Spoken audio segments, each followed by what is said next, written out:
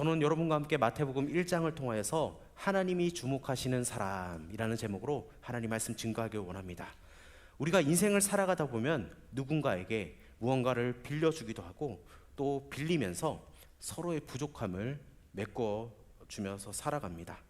하지만 우리 하나님은 어떠실까요? 우리 하나님은 그 누구에게도 존속받지 않으시고 그 누구도 필요로 하지를 않습니다. 하나님은 누구에게 무언가를 빌려줄 그리고 빌리실 필요가 없습니다. 그러나 하나님께서 우리에게 복을 내려주시기 위해서 사람을 사용하십니다. 예수님께서 육신의 몸을 입고 이 땅에 오셨을 때 많은 것들을 사람들에게 빌렸습니다. 먼저 예수님이 이 땅에 태어나셨을 때 예수님은 그 말의 구유, 그의 침대를 빌렸습니다. 그리고 사역하실 때도 그 군중에게 먹일 점심이 없자 어린아이의 그 도시락을 빌려서 오병이어의 그 기적을 만드셨습니다. 그리고 예수님께서 예루살렘에 입성하실 때는 나귀를 타고 나귀를 빌려서 입성하셨습니다. 그리고 돌아가셨을 땐 다른 사람으로부터 무덤을 빌려야 했습니다. 또 무엇보다 예수님은 이 땅에 오실 때 육신의 아버지를 빌렸다는 겁니다. 오늘 성경에 등장하는 요셉, 이 요셉은 어떤 사람이기에 하나님은 그에게 육신의 아버지라는 그 영광을 맡기셨을까요? 오늘 요셉을 통해서 하나님이 주목하시는 사람은 어떤 사람인지 살펴보길 원합니다. 이 요셉의 이야기는 성경에 많이 기록되어 있지 않습니다. 요셉은 어찌 보면 주인공이기보다는 조연에 가까운 그런 인물입니다. 그래서 우리가 성경 동화나 그리고 성탄절 그림을 보아도 요셉은 예수님이 그 누인 구유 옆에 작게 그려져 있지 그 요셉을 부각하는 그림은 여러분들 본 적이 없을 겁니다. 이 성탄절 이야기를 할 때도 이 마리아나 목자들이나 그 동방박사들의 이야기는 많이 듣지만 우리는 이 요셉에 관한 이야기를 잘 듣지 못했을 겁니다. 어찌 보면 요셉은 사람의 눈에 잘 띄지 않는 엑스트라 조연 배우와 같은 인물입니다. 그러나 하나님 보시기에는 이 요셉은 최고의 주연 배우였다는 겁니다. 하나님이 주목하시는 사람이었습니다. 하나님이 캐스팅한 훌륭한 믿음의 사람이었다는 겁니다. 그래서 하나님은 그에게 예수님의 아버지 역할과 더불어 예수님과 마리아의 그 안전을 맡기셨다는 겁니다. 요셉은 악한 세대를 따르지 않고 믿음의 삶을 살았기 때문에 이 땅에서 예수님의 아버지가 되는 그 영광을 누리게 되었다는 겁니다. 그래서 요셉의 삶을 통해서 믿음의 삶, 하나님이 주목하시는 삶을 우리는 살아가길 주의 이름으로 축복합니다. 그렇게 하나님이 주목하시는 사람, 그런 삶을 살아가려면 먼저 우리가 죄를 멀리해야 한다는 겁니다. 뭐라고요? 죄를 멀리하라. 우리 본문 18절과 19절을 한번 읽어보도록 하겠습니다. 시작. 예수 그리스도의 나심은 이러하니라. 그의 어머니 마리아가 요셉과 약혼하고 동거하기 전에 성령으로 잉태된 것이 나타났더니 그의 남편 요셉은 의로운 사람이라 그를 드러내지 아니하고 가만히 끊고자 하여. 아멘. 하나님이 선택한 이 요셉은 어떤 사람이었을까요? 요셉은 당대에 존경받는 유명인이거나 그 마을에서 명성 있고 영향력을 가진 사람이 아니었습니다. 아주 지극히 평범한 청년이었습니다. 하지만 그는 오늘 성경에 보니까 의로운 사람이라는 그런 평판을 가지고 있었습니다. 요셉이 살던 그 당시에는 타락과 부패가 그 땅 가운데 만연했습니다. 그리고 종교 지도자들 또한 마찬가지였습니다. 당시 종교 지도자들은 하나님을 위해 사는데 별 관심이 없고 오직 권력과 물질에 관심이 많았습니다.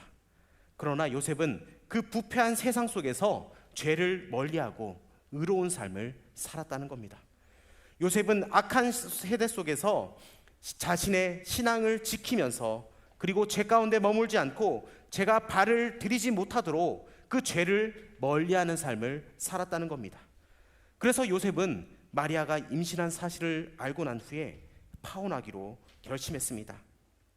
그는 의로운 사람이었는데 자신과 약혼한 마리아가 임신했다는 그 사실을 알고 그 아이가 자신의 아이가 아님을 분명히 알았습니다. 그래서 요셉은 마리아가 부도덕한 죄인이라고 생각했기 때문에 그녀와 파혼하기로 작정을 했다는 겁니다. 즉 그는 모든 죄와 죄인에게서 자신을 멀리하기로 작정한 사람이었습니다. 마리아와 요셉, 이 두 사람은 나사렛에 살고 있었습니다. 이 나사렛은 갈릴리에 있는 아주 작은 마을이었습니다. 요셉과 마리아는 이 작은 마을에 살았다는 겁니다. 이들이 처음부터 이곳에 산 것은 아니고 요셉의 본적은 베들레헴입니다. 그래서 인구조사가 있었을 때 요셉은 마리아와 함께 이 베들레헴으로 왔다는 겁니다. 이 베들레헴은 나사렛과 비교되지 않을 정도로 훨씬 크고 돈도 많은 마을이었습니다. 특히 예수님 당시에 이 헤롯 왕은 베들레헴에 많은 건축 공사를 했기 때문에 목수였던 이 요셉은 베들레헴에 계속 머문다면 많은 돈을 벌 수가 있었습니다. 그런데 왜 요셉과 마리아는 좋은 동네를 두고 이 작은 시골 마을인 나사렛에 살고 있었을까요? 당시 헤롯 왕은 이 헬라의 신을 섬기는 그 신전을 베들레헴에 건축하고 있었습니다. 요셉은 하나님이 아닌 그 다른 신의 신전을 짓는 것에 동참하기를 원하지 않았다는 겁니다. 그것이 아무리 경제적으로 혜택을 주더라 하더라도 그는 믿음을 배반한 행위에 동참하는 것을 거절하고 가난한 나사렛에 와서 살았다는 겁니다. 요셉은 아무리 가난하더라도 믿음에 반대되는 행위는 하지 않기로 결단을 했다는 겁니다. 그는 하나님 앞에서 의롭지 못한 행위를 통해서 돈을 버는 삶보다는 가난한 삶을 살기로 기꺼이 작정했다는 겁니다. 하나님은 오늘날에도 2000년 전과 같이 죄를 멀리하고 믿음을 굳게 하며 의로운 삶을 사는 사람들을 주목하고 찾고 계신다는 겁니다. 그러므로 요셉과 같이 우리는 이 시대를 본받지 않고 믿음을 지키며 살아갈 수 있는지를 우리 자신에게 점검해 봐야 한다는 겁니다. 돈을 조금만 더 벌 수 있다면 그 믿음을 타협하고 살 수 있는 그 생각이 조금이라도 있다면 요셉과 같이 죄를 멀리하는 그 믿음의 결단을 해야 한다는 겁니다. 죄를 범해야 돈을 벌 수 있다면 그 길을 가지 않는 것을 택해야 한다는 겁니다. 아무리 손해보는 것 같더라도 죄를 멀리하는 삶을 살아야지 하나님께 쓰임받는, 하나님께서 주목하시는 그런 삶을 살아갈 수 있다는 것을 우리는 기억해야 한다는 겁니다. 또 하나님이 주목하시는 인생을 살아가기 위해서는 두 번째로 다른 사람들을 은혜로 대해야 한다는 겁니다. 다른 사람들을 은혜로 대해야 한다. 우리 본문 19절 말씀을 우리 다시 한번 더 읽어보도록 하겠습니다. 시작. 그의 남편 요셉은 의로운 사람이라 그를 드러내지 아니하고 가만히 끊고자 하여. 아멘. 말씀을 지키며 그 의로운 삶을 살던 요셉은 마리아가 임신했다는 그 믿지 못할 이야기를 들었습니다. 요셉은 마리아가 그 임신한 것을 들었을 때 여러분 어떻게 느꼈을까요? 아이를 가졌다는 말은 다른 남자와 관계가 있었다는 그 얘기입니다. 즉 그녀는 짓지 않아야 할 죄를 지은 겁니다. 요셉은 이 일로 많은 감정이 들었을 겁니다. 마리아가 자신처럼 의로운 여자인 줄 알았는데 매우 놀랐을 겁니다. 또 요셉은 슬펐을 겁니다. 마리아와 결혼해서 오붓한 가정을 꾸리기를 원했지만 그 꿈이 깨어져 버렸으니까 그 슬픔이 아주 슬펐을 겁니다. 그리고 무엇보다 요셉은 그 배신감에 매우 화가 났을 겁니다. 아마도 화가 나서 마리아에게 화풀이하려는 그런 마음도 있었을 줄 모릅니다. 그가 마리아를 찾아가서 화를 내도 누가 그를 탓하겠습니까? 그러나 요셉은 그렇게 하지 않았다는 겁니다. 그는 믿음의 사람이었기 때문에 자신의 화를 자제할 수 있었습니다. 이런 중에도 마리아를 보호하고자 그녀와 조용히 파혼하기로 했다는 겁니다. 요셉은 믿음의 사람으로서 마리아에게 은혜를 베풀기로 작정했습니다. 그럴 필요도 없이 그녀를 공개적으로 창피를 줄 수도 있었지만 그것을 아무에게도 알리지 않았다는 겁니다. 그녀를 용서하고 은혜로 대하기로 한 이 요셉의 모습에서 신앙과 삶이 일치된 모습을 우리는 볼 수가 있습니다. 여러분, 영적인 성숙과 성장과 성숙은 말이 아닌 삶의 반응을 통해서 나타난다는 겁니다. 다른 사람의 잘못을 용서하는 것이 요셉에게 더 쉬울 리 없었습니다. 하지만 그가 죄를 범한 사람을 은혜로 대한 것은 하나님의 사랑에서 비롯되었다는 겁니다. 그는 은혜를 베푸는 사람으로서 죄는 미워해도 죄인을 사랑한 겁니다. 참 신앙은 누군가의 그 행동에 자극받아 나타나는 반응을 통해서 더 확실히 보여진다는 겁니다.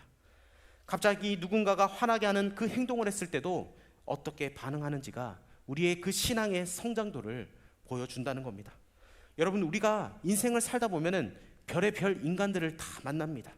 때로는 그 만남이 기쁜 만남도 있지만 나에게 상처되는 만남도 있습니다. 나를 신뢰해주는 사람도 있지만 나를 배신하는 사람도 있다는 겁니다. 그러나 믿음의 반응은 이 요셉처럼 그들을 은혜로 받아주고 은혜로 대해주는 겁니다. 누군가가 잘못했다고 화내고 욕하고 망신을 준다면 이 세상은 살기가 어려운 세상이 될 겁니다.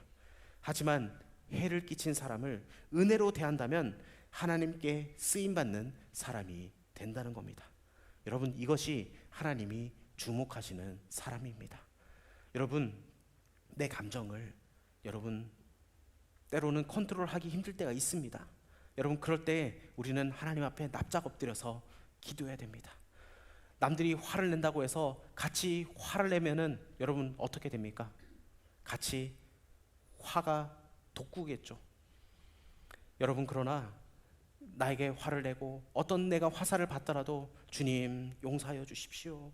주님, 나는 아무것도 아닙니다. 오직 주님만이 하나님의 영광이 되십니다. 여러분, 그 고백을 한다면 여러분 그 어려움도 이겨낼 수 있다는 겁니다. 여러분, 우리가 서로를 용서하기로 기꺼이 작정할 수 있기를 주의 이름으로 축복합니다. 여러분, 우리 공동체 가운데도 여러분 그런 분열의 마음이 사라지고 서로를 사랑할 수 있는 마음을 가지길 원합니다. 내 마음에 드는 사람만 있을 수 없습니다. 나한테 마음에 들지 않는 사람이 분명히 있습니다. 여러분, 그러나 하나님의 사랑의 눈으로 그들을 바라보길 주의 이름으로 축복합니다. 여러분, 그 말은 저에게도 동일하게 적용됩니다. 저도 여러분 이 문을 열고 나가면은 여러분 밑에 가면 거울 있잖아요. 거울 볼 때마다 주님이 저한테 말씀하시는 것 같아요. 하나님의 사랑으로 다른 사람들을 봐라. 하나님 사랑의 눈으로 다른 사람을 봐라. 그러면 저는 어떡합니까? 예, 주님 보기를 원합니다. 이 약물고 저도 보기를 원합니다. 여러분, 그 은혜가 여러분에게도 있기를 원합니다. 다른 사람들을 정죄하고 판단하는 것이 아니라 하나님, 내 가운데 하나님 사랑의 눈을 하나님 회복시켜 주십시오. 여러분, 하나님의 사랑의 눈으로 봤을 때는 여러분 그 사람이 아름다워 보인다는 겁니다. 그래서 내가 저 사람을 더욱더 사랑해 줘야겠지, 내가 저 사람을 더욱더 아껴줘야 되지, 그런 마음들이 우리 가운데 임한다는 겁니다. 여러분, 이 하나님의 사랑의 눈을 회복할 수 있는 저와 여러분 되길 주의 이름으로 축복합니다. 하나님께서 주목하시는 그 사람의 모습은 죄를 멀리하는 삶, 다른 사람을 은혜로 대하는 삶, 마지막으로 하나님께 순종하는 삶입니다. 여러분, 이 나사렛은 아주 작은 마을이었습니다. 그러나 마리아가 임신한 것이 알려지는 것은 작은 동네니까 시간 문제였을 겁니다. 마리아나 요셉 모두 사람에게 손가락질과 질시를 당할 수 있었습니다. 게다가 요셉은 이 약혼녀의 임신으로 다른 사람에게 오해받아 창피를 당할 수 있는 그런 상황이었습니다. 그러니 어찌 보면 굉장히 억울한 상황이었을 겁니다. 그러나 조용히 파혼하려던 요셉은 파혼하지 않기로 했습니다. 그 이유는 뭐냐? 바로 하나님이 천사를 요셉에게 보내서 마리아가 성령으로 잉태되었다는 사실을 알게 하셨기 때문입니다. 요셉은 그 천사의 말을 듣고 마리아와 결혼하기로 했습니다. 요셉의 믿음은 자신이 창피당하며 사회적으로 그 어렵게 될 것을 생각하지 않고 자신의 아이가 아닌 다른 사람의 아이를 임신한 그 여자와 결혼하기로 작정했다는 겁니다. 이 요셉의 믿음이 그를 하나님께 순종하게 했다는 겁니다. 여러분, 이것은 결코 쉬운 일이 아닙니다. 요셉은 이미 자신의 계획이 있었고 마리아와 파혼하기로 했었습니다. 그러나 하나님께서는 그의 계획을 바꿔주셨다는 겁니다. 요셉은 이 벌어진 일들을 도무지 인간의 상식으로는 이해할 수 없었습니다. 어떻게 처녀가 잉태를 할 수 있습니까? 하나님께서 왜 하필 이 일을 나에게 맡기셨습니까? 마리아가 성령으로 잉태하였다면 누가 그 말을 사람들이 믿겠습니까? 그는 하나님이 하시는 일이 도무지 이해할 수 없었지만 순종하기로 했습니다. 그에게 있던 순종의 마음은 임신한 여자와의 결혼을 무르지 않도록 했다는 겁니다. 어려움 가운데서도 이 요셉은 하나님께 순종하기로 결단했다는 겁니다. 여러분, 하나님께 순종하는 것 여러분 쉬운 일입니까? 어떤 때는 너무 어려운 일을 나에게 맡기신다고 생각할 때가 있습니다. 하지만 그 일에 순종하면 내가 생각지 못한 그 축복을 경험할 수 있다는 겁니다. 여러분, 우리가 인생을 살아가면서 여러분 많은 결정을 해야 됩니다. 때로는 순종을 해야 될 때가 있습니다. 그런데 그 결론은 뭐냐면 여러분, 순종하면 하나님께서 그 길을 열어주신다는 겁니다. 많은 사람들이 반대로 하겠습니다. 하나님, 이 길을 열어주시면 제가 순종하겠습니다. 주님, 나에게 길을 열어주시면 제가 그 길 따라고 순종하겠습니다. 그런데 우리 하나님의 방법은 땡, 먼저 순종하면 하나님께서 그 길을 열어주신다는 겁니다. 여러분, 이거는 저와 여러분의 삶에도 동일하게 적용된다는 겁니다.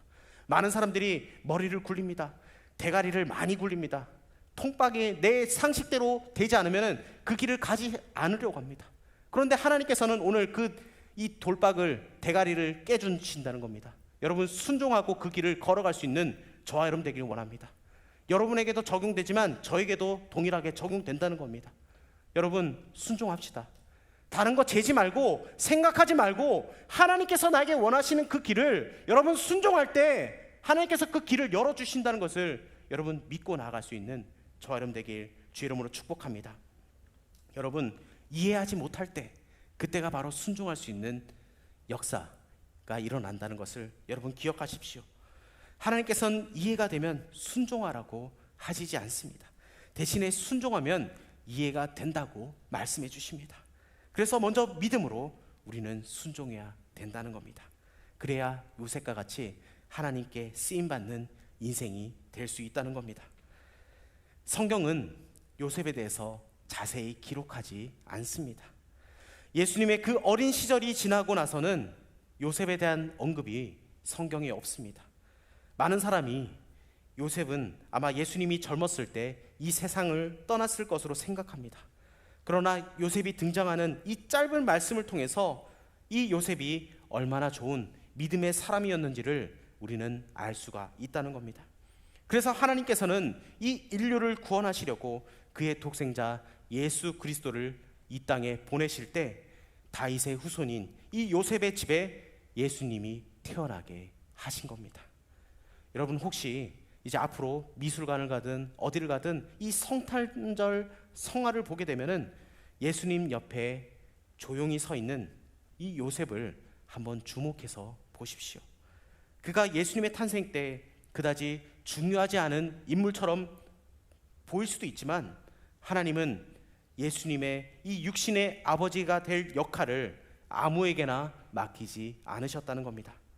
요셉은 죄를 멀리하는 삶을 살았고 다른 사람들을 은혜로 대하는 삶을 살았고 하나님께 순종하는 삶을 살았다는 것을 여러분 기억하십시오.